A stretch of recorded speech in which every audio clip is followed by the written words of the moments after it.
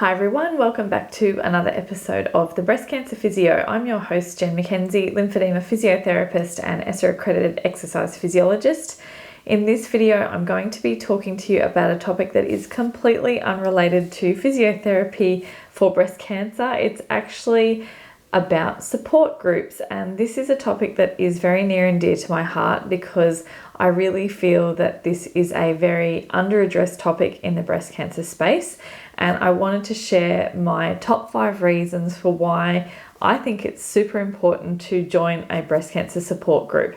So if you enjoy this video and you would like to see more, then please subscribe to my channel, which is completely free. Give this video a big thumbs up and leave a comment in the section below if you would like any further information on any topics around breast cancer. I'll just take this opportunity to also say thank you to everyone who is subscribing to the channel, liking the videos and leaving comments. I'm a little bit behind in getting back to people's comments, so I apologize for that. There's people sending me emails as well.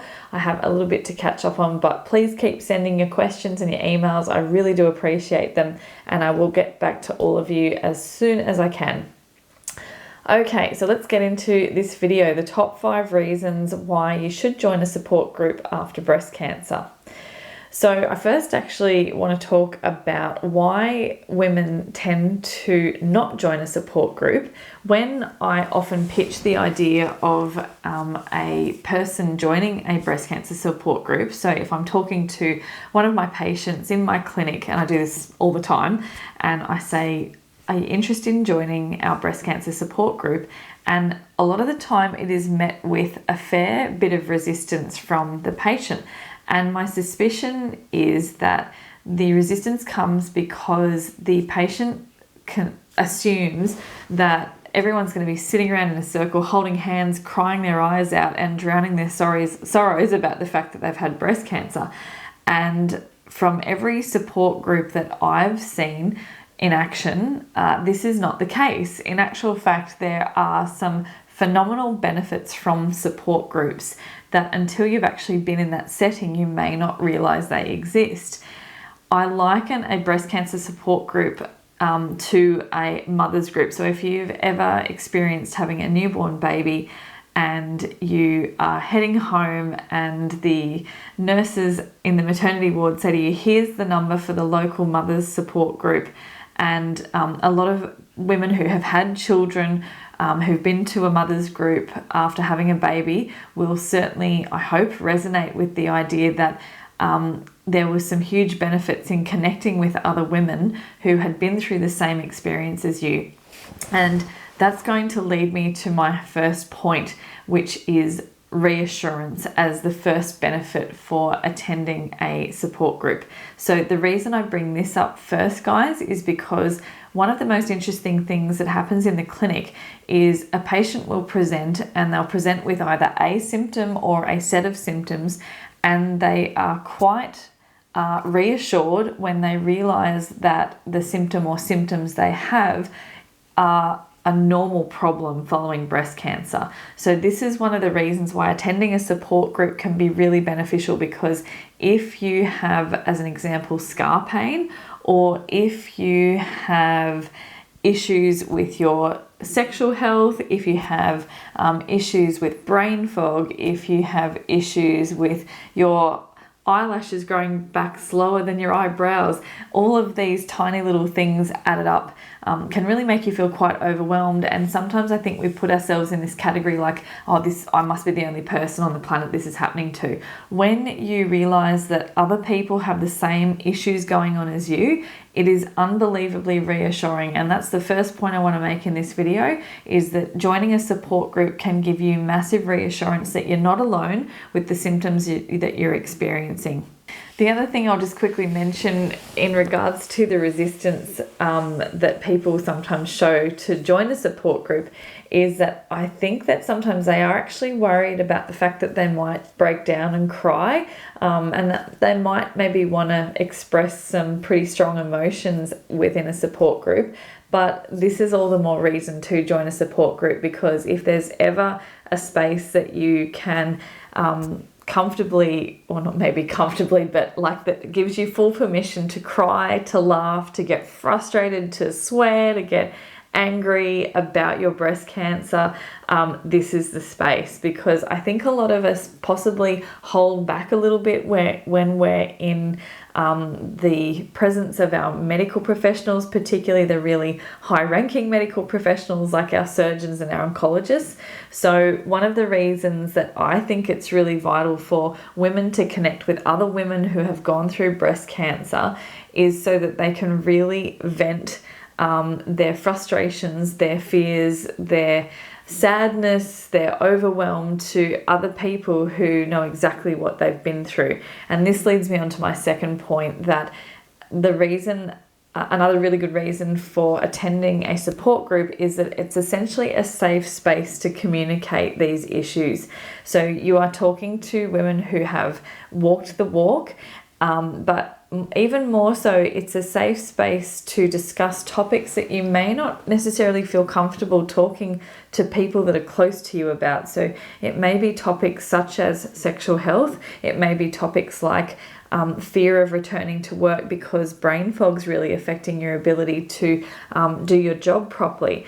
There are so many issues that come off the back end of breast cancer, and it's interesting because there are a lot of conversations that are just too touchy to have with certain people in your life, and that might be your children, it might be your husband, it might be your wife, it might be your best friend. And so when you are meeting other women who know exactly what you've gone through, or have similar experiences that can empathize with you, that is a much nicer environment to be able to open up and talk about certain topics that might just be too difficult to talk about with family and friends, particularly family and friends that haven't been through a cancer experience themselves. So this leads me on to point number 3, which is empathy. So one of the best things about joining a support group is the fact that you're not going to get sympathy from the people in the group, because they have experienced essentially very similar things that you have gone through yourself. So they actually understand what you've gone through to a much greater depth. So you're actually going to experience empathy from the people around you, which is way more beneficial than sympathy. So the difference between sympathy and empathy is that sympathy is really where someone feels a bit sorry for you. Empathy is where people really get where you're coming from and can appreciate the emotions that are associated with your experience. And that is so much more valuable when you have gone through something as unique as breast cancer. Not everybody on the planet goes through breast cancer. Yes, there's a hell of a lot of people that are diagnosed with breast cancer, and yes, that number is rising. But at the end of the day, it's not like every single person on the planet has had the experience of breast cancer.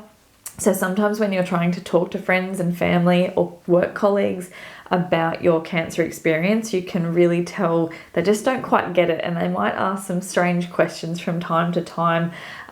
They might be trying to help but actually hinder. That's not their fault. But this is so much because they haven't gone through that experience. So if this is all sounding like you, then this is why a breast cancer support group is so incredibly important. So I suppose one of my biggest messages in this video, ladies and gents, is that don't deny yourself the opportunity to experience a support group if you have one near you that you can go to, because they are seriously powerful for so many different reasons. The fourth point I'd like to make is about education. So another really vital part of meeting people who've gone through breast cancer, particularly those that have actually finished treatment ahead of you. So if people are in the group that have completed their treatment, or they're a couple of steps ahead of where you are at currently, you actually have the opportunity to be educated by these people. In the same way that if someone's having a baby, they can talk to a woman who's had a baby before them, or if you're going into a work role, you can talk to people who have done that job before, and you can gain that knowledge, and it will help you move forward.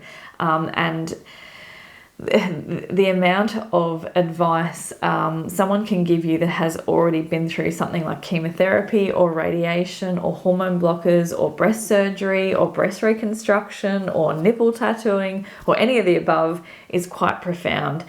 I will put a caveat here and say that we should always check our sources. So A lot of patients get in trouble for going on Dr. Google and getting their information off breast cancer forums online, but I still believe there is a huge role for any individual that's gone through breast cancer to play to help other women and men through the experience. I should just put a little shout out here too, by the way, because I know I tend to focus more on women than men. On my channel, there are certainly plenty of men in the world that get breast cancer, not as many as women, as we know, but if there's ever a need for a support group, my goodness, it is male breast cancer support groups, because I really do feel for the guys that get breast cancer, because they can't really nick off to a prostate cancer support group, which is traditionally for men, of course, because they don't have prostate cancer. And a lot of the support groups in breast cancer may be closed to females only. So if you are in a support group for breast cancer, please consider allowing men in your area to come along, because they really, unless they have a separate support group for themselves, they really can be left in a bit of a grey zone there. So shout out to the guys who have breast cancer, and particularly those guys who have actually already set up support groups, because I know there are a few of you, particularly on the Sunshine Coast, who are helping other men with breast cancer diagnosis. The reason education as an opportunity in a support group is important, because you'll really have that opportunity to find out what's worked for others and what hasn't worked for others, particularly on the topic, say, of second opinions. You know, if you are really not confident that the medical professionals or the health professionals in your team are doing a comprehensive job, you really have the opportunity to bounce some questions off other people who might have had experiences with other health professionals, and potentially they can connect you with another person that may be better for you, even from a rapport perspective. So finding out what has helped someone, what hasn't helped somebody else, it really does allow you to move forward with making treatment decisions and managing side effects of breast cancer treatment that otherwise you may have never even known about if you didn't talk to someone who'd already gone through it. Point number 5 is connections. I was alluding to this a little bit in the previous point, but essentially this is talking to people within a breast cancer support group who can connect you with health professionals, medical professionals, industry leaders, or even other groups such as Dragons Abreast. So that's a dragon boating association that has a very close link with breast cancer survivors. There's lots of groups and activities out there that, again, if you don't speak to other breast cancer survivors or breast cancer patients, you may never be aware that these groups, services, products are out there. And, you know, it's amazing how much a person can change from when they are in a predicament like even like scar pain or lymphedema, and when they actually get hooked up with the right physiotherapist, as an example, that can help them with both of those problems, it really does alleviate a huge amount of stress for the patient.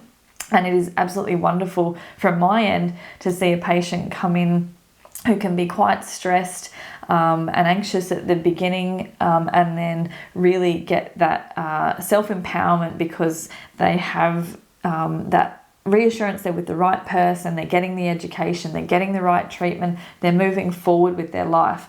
I always find that it's one of the most ironic things that often when patients get diagnosed with breast cancer, they've never actually felt that breast cancer. It's never actually given them any grief up until the point of diagnosis. And sometimes even then patients still can't feel their breast cancer. It may not even be giving them pain. That's not the case in every single breast cancer scenario, but a lot of the time it is. And it really does seem to be that it's more the side effects of the treatment of breast cancer that actually cause issues with quality of life for the patient rather than the breast cancer itself. I know that might sound a little bit too black and white, but I think it's a very interesting point that it is managing the side effects of the treatment most of the time, as opposed to the breast cancer itself, which is actually impacting the patient's day-to-day activities. So this again is where a support group, I'm going to always advocate, because people within that group are potentially going to be the people that direct you to the next person, the next product, the next service that's really going to help you improve your quality of life. A final point for this video, guys, is that some of you will be watching this video thinking, well, I'm in an area where there's not a support group around me. You might be in a rural area, you might be in a remote region, you might even be in a big city and you don't have a support group around you. So consider this as a challenge that you could set up your own support group. Now, you may be in an area where there are not many breast cancer survivors around you. Like if you're in a country town, you may not be aware of other survivors, but this is where online platforms, online forums can be a really good way to connect with other people. So if you have an internet connection at home, this is a potential way you can link in with other breast cancer survivors. I think that you don't have to make a breast cancer support group anything too frequent or fancy. The breast cancer support group that I set up about 18 months ago with some wonderful breast cancer survivors on the Sunshine Coast in Australia, the girls meet every month for coffee and cake, and they do a weeknight dinner every other month, and those sessions always get really positive feedback. I really don't see too much negative aspects coming from support groups. And so, yeah, the take-home message with this video, guys, is don't deny yourself the opportunity to experience a support group, and consider setting one up on your own if you don't have one close to you. The other person you could get involved to help you set up the support group would potentially be a breast care nurse, because they're going to have a database of breast cancer patients in your region that they can potentially connect you with. So breast cancer nurses, if you're out there listening to this video, please consider that if you're in an area where there is no support group already existing in your region, then it might be time to actually consider this as a project to start. Thank you so much for watching this video, everyone. I hope you've gained some really good information on this topic. I'll be back here next Tuesday with another video. I hope you're having a great week wherever you are. I'm Jen McKenzie, the Breast Cancer Physio, and I'll see you next time.